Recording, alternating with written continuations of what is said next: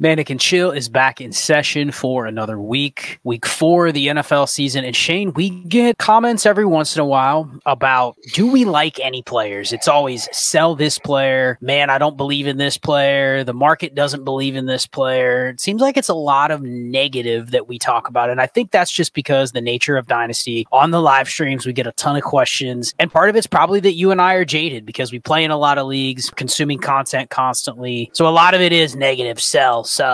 And the reality is a lot of people are playing to win. A lot of people do want recommendations to maybe go the other way, especially if they're in a league where they can't sell. So that's what today's episode is going to be about, Shane. Players we actually like going forward. And we can define what going forward means. Does it mean the next 4 weeks? Does it mean the next 4 months? So the whole season? Does it mean for the next 2 years? And I don't think either of us really are playing Dynasty in a 2+ year window anymore. Otherwise, you're very alone in the world. But there are players that we like. There are players that we will buy. There are players that behind the scenes, we are trying to probably add to our portfolios and say, you know what, the reason that I'm doing it is this, and it may not come up on the stream unless somebody asks a question about that specific player. So that's today's show. How excited are you to talk positive about some players that you actually are optimistic on? I love it. Today, it's going to be players over process, even though my shirt says process over players. Players that, you know, a couple of these guys that we'll talk about are players that, you know, I pause my process and go, I'm okay overpaying. I'm okay paying full market value or slightly above to get them on my roster if they're not already. We're not going to have really any organization to this. We're not going to do it by positions. And that's something that we talked about a little bit prior to the show. Not like we sit here and prep for hours for these Manic and Chills. It's really just a topic that we both want to talk about. But I think with my last Destination Dynasty episode, some of the results thus far, tight ends especially, it's really hard for me, Shane, to really be excited about tight ends. I'm more excited about the tight end market. Like, I'm excited to buy Kyle Pitts if he gets at a certain value. I'm excited to buy some tight ends that are productive, that are worth nothing, that I can pivot off some tight ends, maybe like Dallas Goedert, who really aren't helping me, but they're just occupying a spot on my team.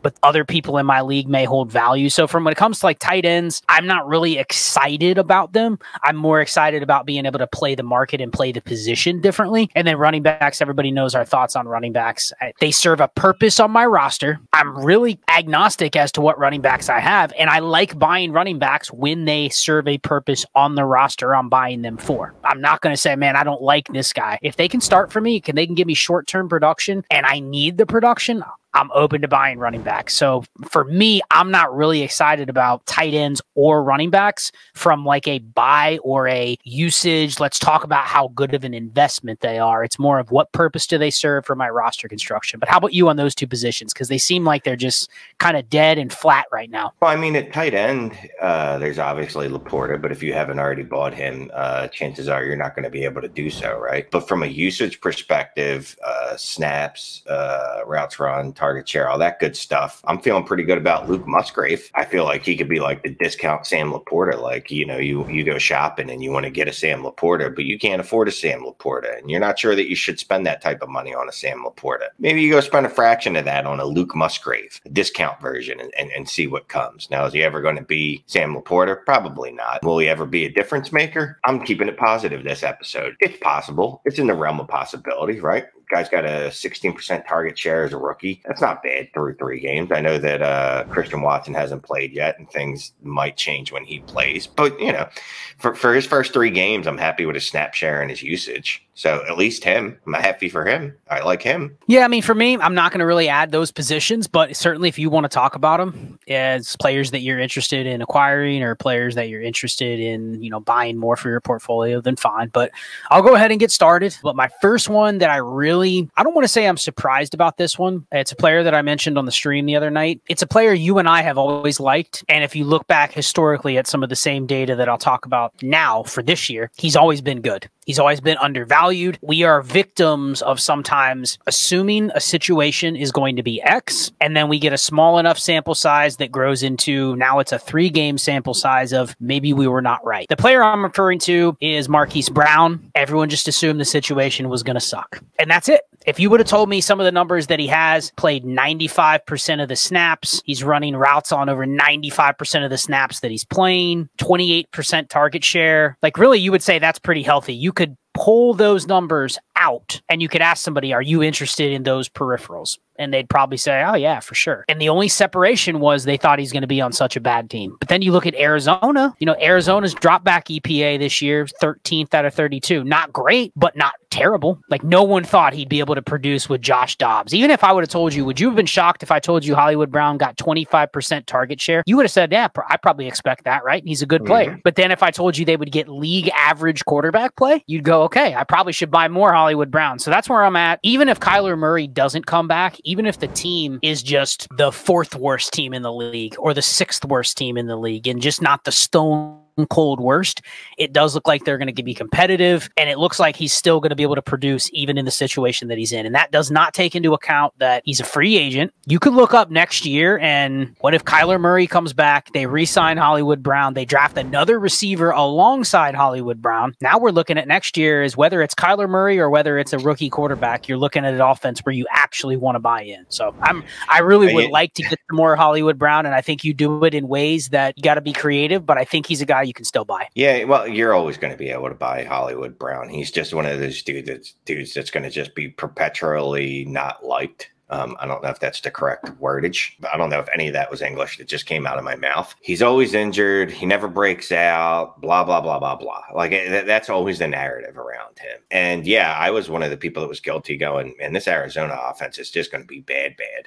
But we have to remember, you earn your targets, especially when you've done it your entire career. Like, the dude is a 25% target share getter. That's what he's going to get. Is it going to be great production when he has really bad quarterback play? Probably not. But when he gets better than what we thought quarterback play, it ends up being better than we thought production. And it's a sneaky way. Yeah, it would have been some sneaky points to be gotten pretty cheap. One of my favorite old people, Amari Cooper. Amari Cooper. You like Amari Cooper? Well, you started with Kamara, but it's Amari Cooper? Amari Cooper. I don't know why Kamara jumped in my head. Actually, absolutely not. Amari Cooper, 25% target share. That's what he does. Right now, the guy's putting up double-digit points, 15.8 a week. And I will say this, the wide receiver scoring is still bananas over the first 3 weeks, as it is often the case in the beginning of the season. But no, I'm loving Amari Cooper. He was producing even in the first 2 games when Deshaun Watson was terrible, which is what you like to see. What I like about him the best is he's cheap. He's almost a throw-in, I moved today. I moved off of Drake London, and I got Amari Cooper and James Cook today, and I felt pretty good about that. And some refuse on my side, some picks. And I know just looking at that, people are probably like, ugh, Amari Cooper, he's not sexy. He's almost 30, but he's a guy that, honestly, he's a consistent high-end wide receiver too. And if you can pay, I don't know what Drake London is anymore. I'll call him a random 24 first at this point. If you could pay prices like that for, an Amari Cooper and get another piece back, I wouldn't do it straight up. I'd be happy all day to do that. I think he's on a Browns offense that's going to get better. Deshaun Watson looked a lot better this past week. And as you noted on Twitter, Amari Cooper was also robbed of a pretty long touchdown. So assuming health, which isn't always a guarantee with anyone, I'm feeling pretty good about Amari Cooper the rest of the season. Yeah, I actually was looking at Amari Cooper. I was looking at the Browns usage earlier. So there's 2 things, and I agree with you about Amari. I think what he is. He's going to be somebody that's going to be able to produce to a certain extent just because he has his whole career. I'll just say this. The only thing that worries me a little bit about the Browns is they're still, even with not having Nick Chubb for now, which is about over half their season because he went out in the second quarter of their second game, right? Mm-hmm. They are still one of the teams that is running more than most on neutral downs, which means they're still, I don't want to say they're hiding their quarterback, but their goal is not to just pass, which for a receiver, that's one of the things that you're looking for. They're only throwing it about 50.1% of the time on neutral downs. So downs where it's not an obvious pass situation, right? Mm-hmm. The second thing is the usage for the Browns. It's good for Cooper, but it's not great. For some reason, they are wasting routes and snaps on 6 receivers, which is not what you want to see. We don't need David Bell playing 16% of the snaps. We don't need Marquise Goodwin running routes on 16% of the snaps that he plays. We don't need Cedric Tillman playing. I'm just talking about the little tiebreakers where... Oh, man. We're supposed to be keeping it positive here, Scott. Look, they just lost Nick Chubb. It's 1 game. Jerome Ford is not Nick Chubb. I I don't give a shit if he had 2 good games. He's not Nick Chubb. Defenses are going to stop the Browns running game, and they'll be back to Watson throwing at a requisite amount. Right now, they're way down 19th in the league. That'll regress. All I'm saying is Elijah Moore actually looks very similar to Amari Cooper. They have a historic defense. That was my last point. The Browns defense is just slowing the game down and holding the other team down, which isn't always great for fantasy points. But I'm down with Amari Cooper. It's not that I'm down on him. It's not a perfect fantasy point scoring situation. He's not going to be a wide receiver 1. He's not going to be a guy that's averaging 20 points a game. For a lower rung down, I'm okay with him. I'm going to go in a direction, again, another player that's been good his whole career. People weren't really sure what the offense was going to look like. The offense is still extremely shaky. But Jacoby Myers, got to be in on Jacoby Myers. 32% target share thus far with Devontae Adams, who's at 39%, which is just ridiculous. But you take those two combined, and it's like those are the only 2 players the ball is going to outside of Josh Jacobs. I think Josh Jacobs was at like 13%. So literally, they are giving their 3 top options more percentage of the offense than any other team. If you add the 3 together, like literally almost 90% of the Raiders' offense is going to those 3. Now, it is the Raiders, and this isn't shocking for Myers. He's always been somebody that you look at these numbers and you go, man, can we just get him in a good situation? Which he's in a McDaniels offense. Jimmy G, at least historically, in a good offense. I'm not saying Jimmy G's a good quarterback, but historically he's been good for his weapons. He can at least create efficiency for his weapons. Right. Now, this feels like a fragile team, though. Jimmy G's already injured. We'll see if he plays this week. But it's also a team where I'm not sure where this team is headed, other than it's probably not winning. I can guess, though, that the benefactor of that, as long as it is a competent quarterback, it doesn't have to be an elite quarterback, a competent one. Devontae Adams potentially gets traded. I'm not saying that'll be awesome for Jacoby Myers, but he's able to sit there and carry the offense, not for wins and losses, but from a fantasy perspective, he would be getting 30% of the targets if Devontae Adams wasn't there. He's still doing it while he's there. He's getting 30% of the targets anyway with Devontae Adams there. Yeah. Hell, he might get 35 to 40. Now the quality is going to be lower. Yeah. The offense is going to be bad. But the point is, I don't see a way, as long as he is healthy, I don't see a way he doesn't produce. Clearly, they're just not giving the ball to anybody else. But I think Myers is another one of those guys, even a poorer version of Hollywood Brown, where he's not going to be that hard to get if you're willing to buy at a price that convinces the other person to sell. So he's definitely one I'd like to get. And I have a lot of Myers, but I'm tempted to even add a couple more just because he's a proven good player that has no real market value until he's on your roster. So my next guy is a guy that I liked. I got a little scared off before the season, knowing that he had a rookie quarterback and that quarterback was going to be a running quarterback. So I didn't know what to expect. And it's a guy that's gone out there and then produced with that rookie and then also with Gardner Minshew. So my dude is Michael Pittman. I talked about this on the stream the other night because I don't know when this is coming out, but Michael Pittman's one of 3 wide receivers this year to have double-digit targets in each of his games. The dude has been basically a target hog his whole career. He's up to a 30% target share right now. He is the wide receiver 11. I don't know if he'll stay at that rate, but I don't know why not. I mean, this is a guy that has improved each of his first 2 years, which is what we like, right? We were just worried, I guess, that the offense wouldn't be conducive to that, and he's shown that it is going to be conducive to that, at least again. And then it's with Anthony Richardson under center and then with Gardner Minshew under center for a game and a half. He's been the commanding target getter there. Only other guy really getting targets on that team is Josh Downs. Rest in peace to Alec Pierce. But either way, I'm really liking what I see from Michael Pittman so far this year. What lessons can we learn from especially Hollywood Brown and Michael Pittman, where we know if we would have looked at their career data, we would have said they're solid players. They're not wide receiver 1s, but they are top 30 or better receivers. But we just faded the situation because we thought we knew what it would be. And then 3 weeks in, we're like, maybe these situations are not as bad as we thought. I mean, look, I talk about it all the time, and it seems like sometimes for guys, I guess, on the lower rung, I don't actually follow the advice where it's, follow the talent, right? So whether that talent is Jamar Chase type level, where it's legitimate wide receiver 1 overall type level, or it's a Michael Pittman, Marquise Brown, which is probably closer to wide receiver 2, right? If these are guys that have been getting 22+% target shares their entire career, regardless of who their quarterbacks have been, maybe we should just trust in them. Yeah. I mean, I think it's just be more open-minded to, we think we know what the situations are going to be. And, you know, before we know anything, buy the good profiles or buy some of the players that you know what they are, and you just bet against the situation or you bet for it.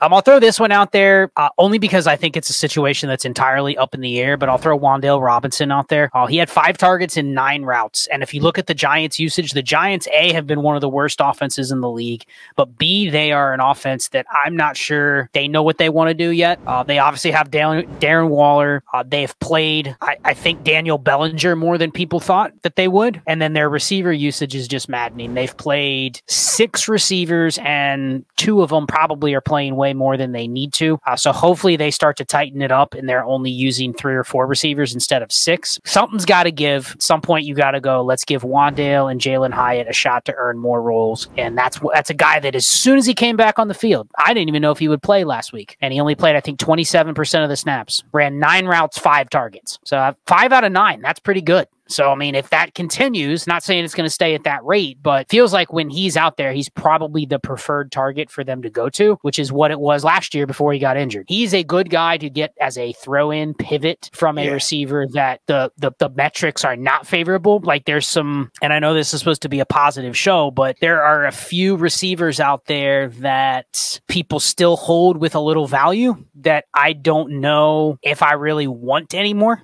Somebody like Brandon Cooks.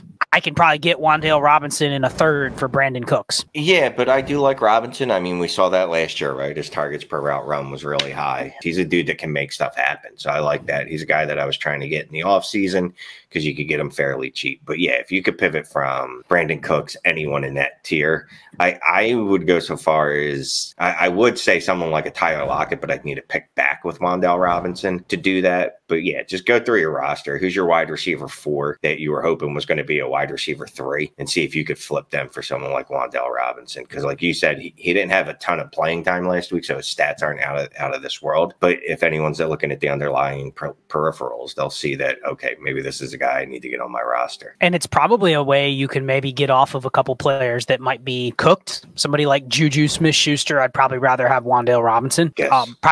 Rather have Wan'Dale Robinson over Mike Williams, considering he's out for the year. That could be a way you pivot off of some other players where you kind of look and you go, like, what is this guy? Somebody like Darnell Mooney. Like, I don't even want players on Darnell Mooney's team. So, like, looking at situations where you go, okay, even if I lose this deal, what am I actually losing? And there's a lot more names in there that you can probably find where you're like, ugh. I mean, I hate to say this, but even somebody like DeAndre Hopkins, that's the kind of move where you have to kind of separate the fact that I'm not really trading anything away, because I just don't see DeAndre Hopkins producing a ton either. Yeah, get him now. Now would be a great time to buy him before he does pop out. And hopefully he stays healthy. Any others for you? Oh, I just wanted to gloat. There's one guy. Who did I really like in this offseason? Oh, it's Chris Olave. Chris Olave. Remember when everyone – now, I'm not even going to say everyone told you to take Garrett Wilson over him, because that's not even fair to Garrett Wilson after what he's going through. But Chris Olave it is fair, because even with Garrett Wilson, I mean, we couldn't really judge him on what he could have been. But you look at Chris Olave's numbers, I'll let you share it. But that's hard to even say Garrett Wilson would have been that. So go ahead. Yeah, I mean, he's the wide receiver 14 right now. He's 7th in target share at 31.7%, 5th in overall targets. His air yard share, he's 8th in the league. Air yards, he's 6th in the league. Reception, 7th. Yards after the catch, 7th. Like, basically, he's winning all over the field. There's not an area of the field that he can't win. He can be your deep threat, or he can be your intermediate threat. And so far, and I don't know if this is good or bad, because he only scored 4 touchdowns last year. He hasn't scored a touchdown yet. And what's even more impressive about that, to me, is the fact that Michael Thomas, I won't say he's not old Michael Thomas, obviously, but he looks like a functional, good wide receiver on the team. And Rashid Shaheed is decent enough when he's on the field. So it's not like Olave is just hoovering these targets from no one. Like, he's earning these targets, and he's still, the no doubt about it, alpha. We'll have to see what happens with Jameis Winston under center, but I'm not really concerned, to be honest with you, as we just talked about with other players. Good players that earn targets are going to continue to do so. So are you at a point where, are you willing to move like AJ Brown straight up for Chris Olave, or would that be a portfolio thing? No, I would still do that. Because, I mean, there's still the age discount. I think Chris Olave is, I haven't even looked at scoring right now beside for A.J. Brown, but outside of week 3, Chris Olave's been better than him. And I think Chris Olave is going to be just as good, if not better than him this year. Yeah, I mean, and if you're willing to pay wide receiver 3 prices for Olave, and I can't argue with the numbers you gave in terms of he's as good a candidate to be in that slot as anybody, then I think you can still get him. Quarterbacks, I just think that the quarterback market thus far has been an eye-opener. It's very flat, meaning like you can definitely be winning if you had 2 mid-tier QBs. If you had the right ones that have been productive thus far, you can be winning. But I think if I'm just looking at like quarterback efficiency, I still think, and this might be a death knell, but I still think one that I would be willing to buy, that I think there's a little bit of a downward arrow for the market, is I still think I would bet on Geno Smith. I would double down, triple down on Geno Smith, what he was last year. His numbers this year in terms of his efficiency are actually just as good as they were last year. But doesn't it feel like there's just not the same buzz about the Seattle offense this year as there was last year? Like second half of last year, people talked about how they were awesome and they came out of nowhere, and it just doesn't feel like it's there this year. So his price has fallen a little bit. So that's one that I would buy, that you look at his numbers and he's right there with Jared Goff, Kirk Cousins, Russell Wilson. Like he's right there with all the other guys that people are actually saying are a little bit better this year. And it just doesn't feel like he's being treated the same way. So I don't know if you had any thoughts on Geno, but he feels like a guy that's more attainable now, because there was worry that maybe, maybe he's falling back to where he was. He had one bad game, and it was the opening game of the year, which is the worst game of the year to have be a bad game, because that's the one everyone's watching for fantasy purposes. Then we go, oh, I knew that's what this dude was. I never thought he was any good, because, you know, it's easy to say that. Over 300 yards passing per game since then, a couple touchdowns. He's rushing. He looks like the same guy as last year. Like, he looks just as good, and maybe the offense isn't, maybe it isn't getting the buzz. I was looking at DK Metcalf to go buy him, and I'm like, hey, just let me look at his scoring real quick. And yep, still supporting guys. So yeah, no, I like Geno Smith. This one might be a little bit suspect, so I wanted to get your opinion on this one. Where are you at? And we talked about it a little bit the other night on the stream, but truly, like feet to the fire, how aggressively are you willing to buy CJ Stroud? Like, are you willing to do are you willing to give up the Herbert, Lawrence, and just get Stroud in a second, Stroud in a small piece? I know we've talked about this a little bit, but I really do, and I said it on the stream, I really feel like, yes, he has a couple tough matchups coming up, but I feel like if he gets through those, you already have a lot of the big NFL people talking about how good he's been. I just feel like very soon he gets into that window of you can't buy him anymore. Unless it's an absolute, hey, I'm tanking for this year and I'm going to get my own pick back so I can get Caleb Williams type of deal. I have no reason to move him and buy him.